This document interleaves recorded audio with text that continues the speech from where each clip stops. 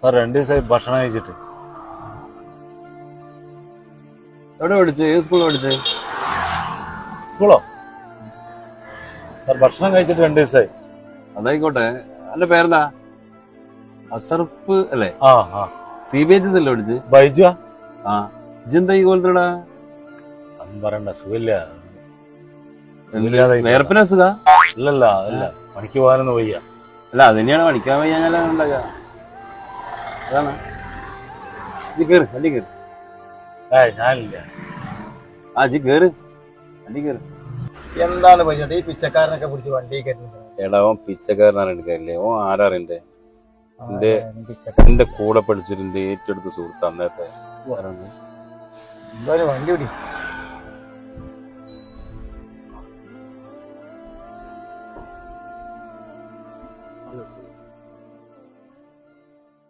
ചോദിച്ചു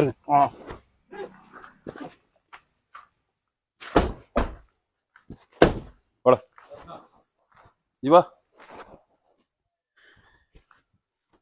ഹലോ, വളർന്നാ